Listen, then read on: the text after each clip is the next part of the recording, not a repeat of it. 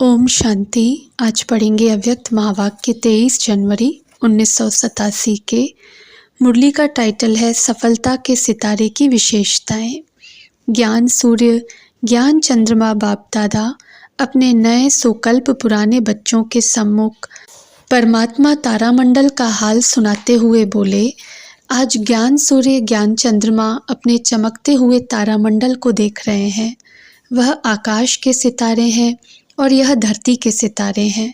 वह प्रकृति की सत्ता है, यह परमात्म सितारे हैं, रूहानी सितारे हैं। वह सितारे भी रात को ही प्रकट होते हैं।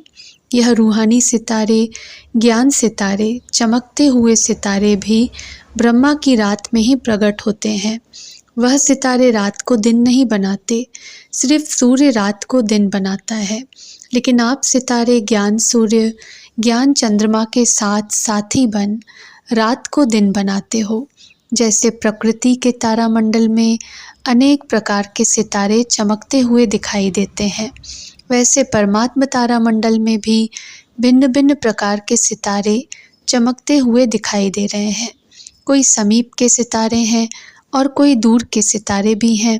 कोई सफलता के सितारे हैं तो कोई उम्मीदवार सितारे हैं। कोई एक स्थिति वाले हैं और कोई स्थिति बदलने वाले हैं। वह स्थान बदलते, यहाँ स्थिति बदलते। जैसे प्रकृति के तारामंडल में पुच्छल तारे भी हैं, अर्थात हर बात में, हर कार्य में यह क्यों, यह क्या, यह पूछने की पूछ वाले अर्थात क्वेश्चन मार्क करने वाले पुच्छल तारे हैं। जैसे प्रकृति के पुच्छल तारे का प्रभाव पृथ्वी पर भारी माना जाता है, ऐसे बार बार पूछने वाले इस ब्राह्मण परिवार में वायुमंडल भारी कर देते हैं। सभी अनुभवी हो, जब स्वयं के प्रति भी संकल्प में क्या और क्यों का पूछ लग जाता है तो मन और बुद्धि की स्थिति स्वयं प्रति भारी बन जाती है। साथ साथ अगर किसी भी संगठन बीच व सेवा के कार्य प्रति क्यों, क्या, ऐसा, कैसा, यह क्वेश्चन मार्क की क्यों का पूछ लग जाता है तो संगठन का वातावरण व सेवा क्षेत्र का वातावरण फौरन भारी बन जाता है। तो स्वयं प्रति, संगठन व सेवा प्रति प्रभाव पड़ जाता है ना। साथ साथ कई प्रकृति के सितारे ऊपर से नीचे गिरते भी हैं तो क्या बन जाते हैं? पत्थर। परमात्म सितारों में भी जब निश्चय, संबंध व स्वधारणा की ऊंची स्थिति से नीचे आ जाते हैं तो पत्थर बुद्धि बन जाते हैं। कैसे पत्थर बुद्धि बन जाते? जैसे पत्थर को कितना भी पानी डालो लेकिन पत्थर पिघलेगा नहीं। रूप बदल जाता है लेकिन पिघलेगा नहीं। पत्थर को कुछ भी धारण नहीं होता है। ऐसे में जब पत्थर बुद्धि बन जाते तो उस समय कितना भी कोई भी अच्छी बात महसूस कराओ तो महसूस नहीं करते। कितना भी ज्ञान का पानी डालो लेकिन बदलेंगे नहीं। बातें बदलते रहेंगे लेकिन स्वयं नहीं बदलेंगे। इसको कहते हैं पत्थर बुद्धि बन जाते हैं। तो अपने आप से पूछो, इस परमात्म तारामंडल के सितारों बीच मैं कौन सा सितारा हूँ? सबसे श्रेष्ठ सितारा है सफलता का सितारा। सफलता का सितारा अर्थात जो सदा स्वयं की प्रगति में सफलता को अनुभव करता रहे, अर्थात अपने पुरुषार्थ की विधि में सदैव सहज सफलता अनुभव करता रहे। सफलता के सितारे संकल्प में भी स्वयं के पुरुषार्थ प्रति भी कभी पता नहीं यह होगा या नहीं होगा, कर सकेंगे या नहीं कर सकेंगे, यह असफलता का अंश मात्र नहीं होगा। जैसे स्लोगन है, सफलता जन्म सिद्ध अधिकार है, ऐसे वह स्वयं प्रति सदा सफलता अधिकार के रूप में अनुभव करेंगे। अधिकार की परिभाषा भी है बिना मेहनत, बिना मांगने से प्राप्त हो, सहज और स्वतः प्राप्त हो, इसको कहते हैं अधिकार। ऐसे ही एक स्वयं प्रति सफलता, दूसरा अपने संबंध संपर्क में आते हुए चाहे ब्राह्मण आत्माओं के, चाहे लौकिक परिवार व लौकिक कार्य के संबंध में, सर्व संबंध संपर्क में, संबंध में आते, संपर्क में आते कितनी भी मुश्किल बात को सफलता के अधिकार के आधार से सहज अनुभव करेंगे, अर्थात सफलता की प्रगति में आगे बढ़ते जाएंगे।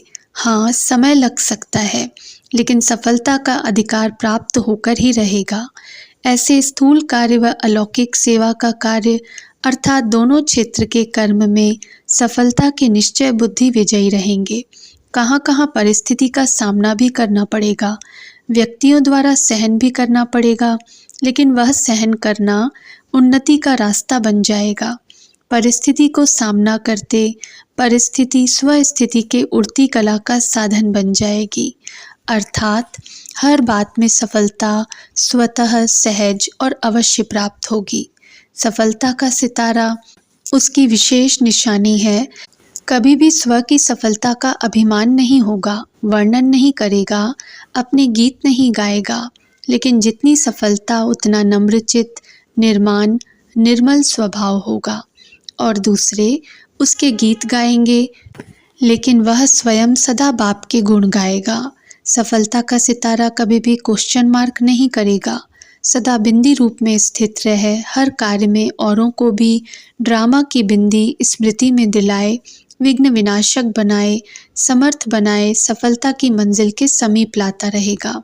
सफलता का सितारा कभी भी हद की सफलता के प्राप्ति को देख प्राप्ति की स्थिति में बहुत खुशी और परिस्थिति आई व प्राप्ति कुछ कम हुई तो खुशी भी कम हो जाए, ऐसी स्थिति परिवर्तन करने वाले नहीं होंगे। सदा बेहद के सफलता मूर्त होंगे, एक रस एक श्रेष्ठ स्थिति पर स्थित होंगे। चाहे बाहर की परिस्थिति व कार्य में बाहर के रूप से औरों को असफलता अनुभव हो, लेकिन सफलता का सितारा असफलता की स्थिति के प्रभाव में न आए, सफलता के स्व स्थिति से असफलता को भी परिवर्तन कर लेगा। यह है सफलता के सितारे की विशेषताएं। अभी अपने से पूछो, मैं कौन हूँ? सिर्फ उम्मीदवार हूँ व सफलता स्वरूप हूँ। उम्मीदवार बनना भी अच्छा है, लेकिन सिर्फ उम्मीदवार बन चलना, प्रत्यक्ष सफलता का अनुभव न करना, इसमें कभी शक्तिशाली कभी दिल शिकस्त या नीचे ऊपर होने का ज़्यादा अनुभव करते हैं। जैसे कोई भी बात में अगर ज़्यादा नीचे ऊपर होता रहे तो थकावट हो जाती है ना, तो इसमें भी चलते चलते थकावट का अनुभव दिल शिकस्त बना देता है। तो ना उम्मीदवार से उम्मीदवार अच्छा है, लेकिन सफलता स्वरूप का अनुभव करने वाला सदा श्रेष्ठ है। अच्छा, सुना तारामंडल की कहानी? सिर्फ मधुबन का हाल तारामंडल नहीं है, बेहद ब्राह्मण संसार तारामंडल है। अच्छा, सभी आने वाले नए बच्चे नए भी हैं और पुराने भी बहुत हैं, क्योंकि अनेक कल्प के हो तो अति पुराने भी हो, तो नए बच्चों का नया उमंग उत्साह मिलन मनाने का ड्रामा की नोंद प्रमाण पूरा हुआ।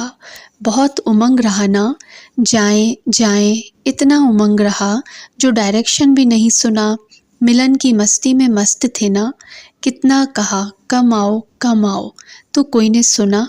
बाप दादा ड्रामा के हर दृश्य को देख हर्षित होते हैं कि इतने सब बच्चों को आना ही था, इसलिए आ गए हैं। सब सहज मिल रहा है ना, मुश्किल तो नहीं है ना। यह भी ड्रामा अनुसार समय प्रमाण रिहर्सल हो रही है। सभी खुश होना, मुश्किल को सहज बनाने वाले होना, हर कार्य में सहयोग देना, जो डायरेक्शन मिलते हैं उसमें सहयोगी बनना, अर्थात सहज बनाना। अगर सहयोगी बनते हैं तो 5000 भी समा जाते हैं, और सहयोगी नहीं बनते अर्थात विधि पूर्वक नहीं चलते तो 500 भी समाना मुश्किल है।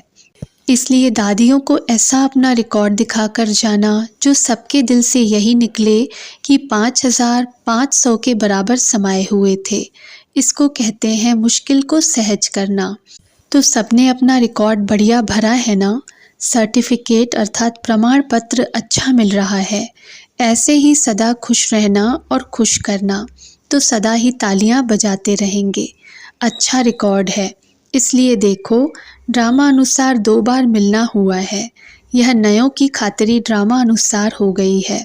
अच्छा, सदा रूहानी सफलता के श्रेष्ठ सितारों को सदा एक रस स्थिति द्वारा विश्व को रोशन करने वाले, ज्ञान सूर्य ज्ञान चंद्रमा के सदा साथ रहने वाले, सदा अधिकार के निश्चय से नशे और नम्रचित स्थिति में रहने वाले, ऐसे परमात्म तारामंडल के सर्व चमकते हुए सितारों को ज्ञान सूर्य ज्ञान चंद्रमा बाप दादा की रूहानी स्नेह संपन्न याद प्यार और नमस्ते।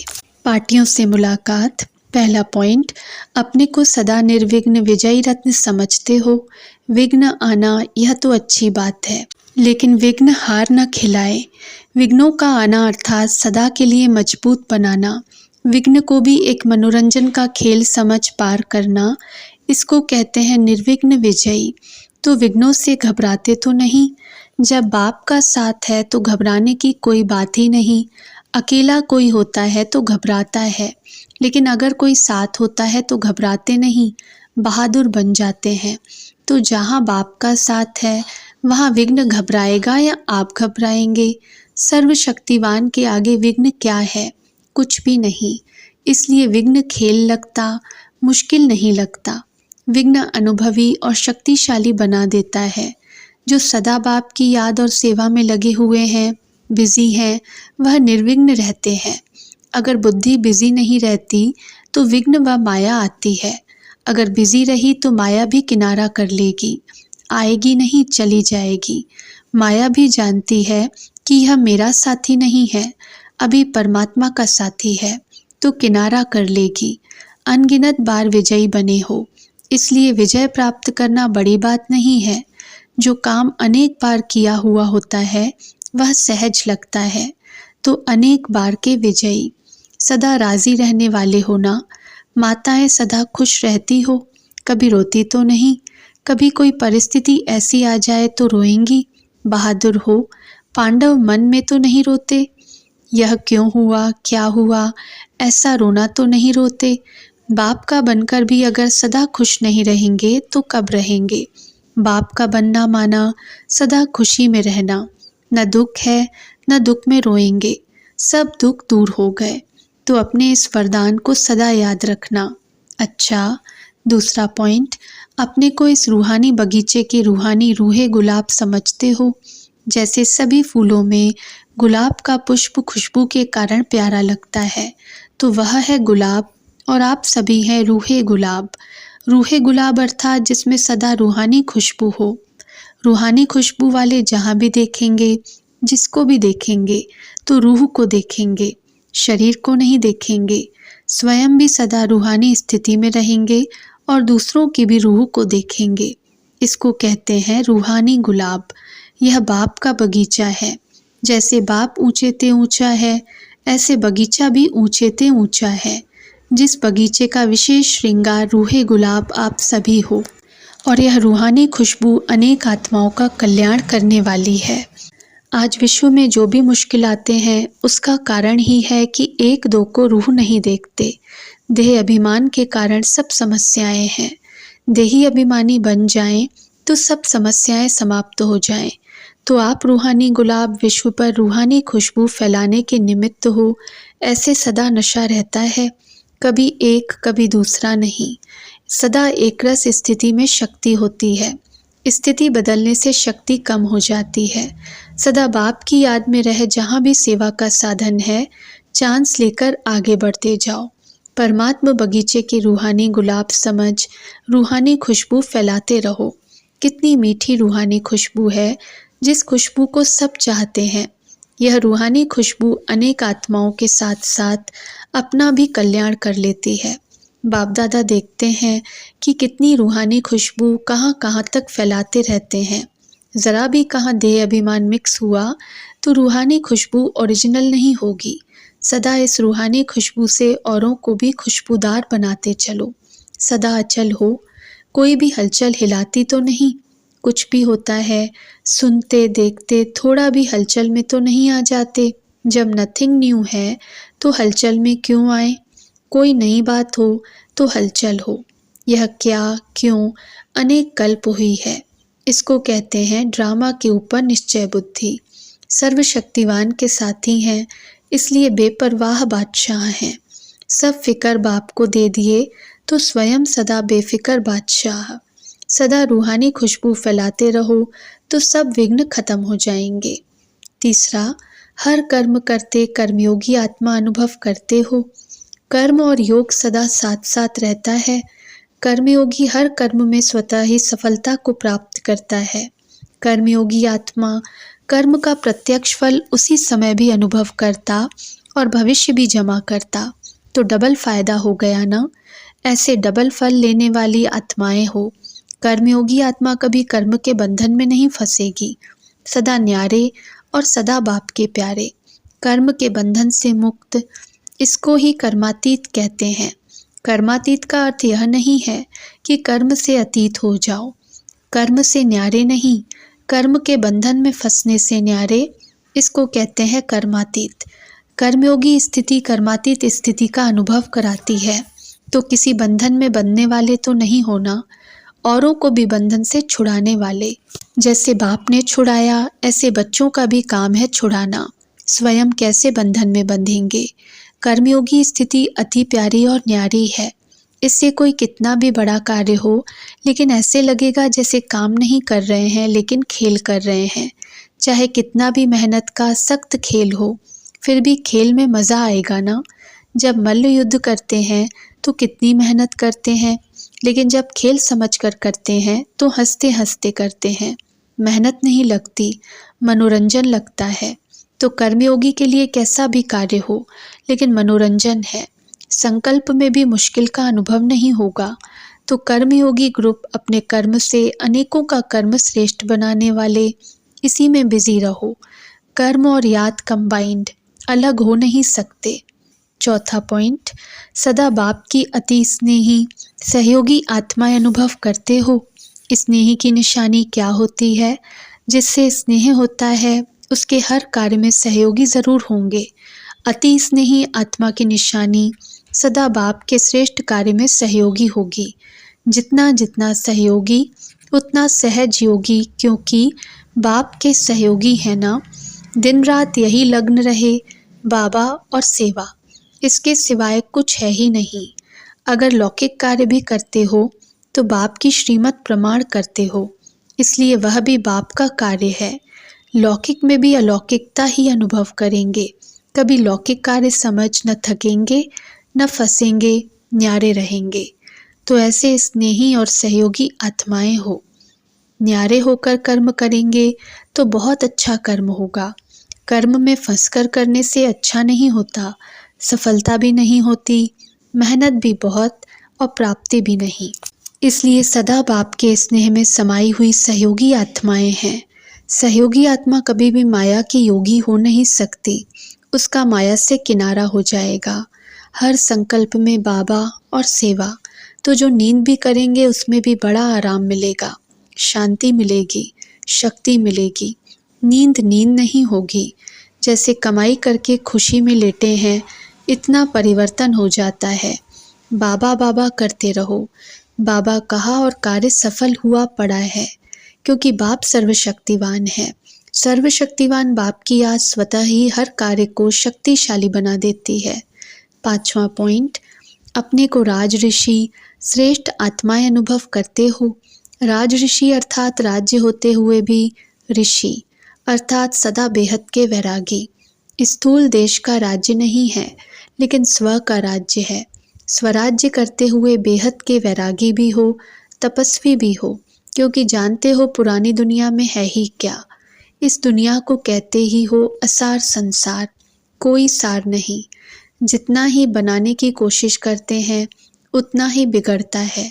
तो असर हुआ ना, तो असार संसार से स्वतः ही वैराग आ जाता है, क्योंकि असार संसार से ब्राह्मणों का श्रेष्ठ संसार मिल गया।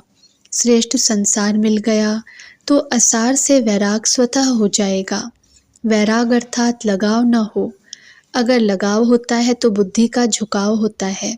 जिस तरफ लगाव होगा बुद्धि उसी तरफ जाएगी। इसलिए राज ऋषि हो, राजे भी हो और साथ साथ बेहद के वैरागी भी हो। ऋषि तपस्वी होते हैं, किसी भी आकर्षण में आकर्षित नहीं होने वाले। स्वराज्य के आगे यह हद की आकर्षण क्या है? कुछ भी नहीं। तो अपने को क्या समझते हो? राज ऋषि किसी भी प्रकार का लगाव ऋषि बनने नहीं देगा। तपस्वी बन नहीं सकेंगे। तपस्या में लगाव ही विघ्न रूप बनकर आता है। तपस्या भंग हो जाती है। इसलिए माया की आकर्षण से सदा परे रहो। कोई भी संबंध में लगाव न हो। माताओं को पोतरे धोतरे अच्छे लगते हैं, इसलिए थोड़ा लगाव हो जाता है। पांडवों का फिर किससे लगाव होता है? कमाने में, पैसा इकट्ठा करने में। जेब में पैसा तो होना चाहिए ना, लेकिन जो बाप की लगन में रहते हैं वह लगाव में नहीं रहते, उसको सब सहज प्राप्त होता है। ब्राह्मण जीवन में 10 रुपया भी 100 बन जाता है, इतना धन में वृद्धि हो जाती है। प्रगति पढ़ने से 10 100 का काम करता है, वहाँ 100 10 का काम करेगा, क्योंकि अभी इकोनॉमी के अवतार हो गए ना। व्यर्थ बच गया और समर्थ पैसा ताकत वाला पैसा है, काला पैसा नहीं है, सफ़ेद है, इसलिए शक्ति है। तो राजऋषि आत्माएं हैं, इस वरदान को सदा याद रखना। कहाँ लगाव में नहीं फंस जाना, न फंसो न निकलने की मेहनत करो। छठा, अपने को सदा हर्षित रहने वाली श्रेष्ठ आत्मा अनुभव करते हो। हर्षित मुख, हर्षित चित्त, इसकी यादगार आपके यादगार चित्रों में भी दिखाते हैं। कोई भी देवी या देवता की मूर्ति बनाएंगे तो उसमें चेहरा जो दिखाते हैं वह सदा हर्षित दिखाते हैं। अगर कोई सीरियस गंभीर चेहरा होगा तो देवता का चित्र नहीं मानेंगे। तो हर्षित मुख रहने का इस समय का गुण आपके यादगार चित्रों में भी है। हर्षित मुख अर्थात सदा सर्व प्राप्तियों से भरपूर। जो भरपूर होता है वही हर्षित रह सकता है। अगर कोई भी अप्राप्ति होगी तो हर्षित नहीं रहेंगे, कितनी भी हर्षित रहने की कोशिश करें। बाहर से हंसेंगे लेकिन दिल से नहीं। कोई बाहर से हंसते हैं तो मालूम पड़ जाता है यह दिखावे का हंसना है, सच्चा नहीं। तो आप सब दिल से सदा मुस्कुराते रहो, कभी चेहरे पर दुख की लहर ना आए। किसी भी परिस्थिति में दुख की लहर नहीं आनी चाहिए, क्योंकि दुख की दुनिया छोड़ दी, संगम की दुनिया में आ गए। अच्छा, ओम शांति।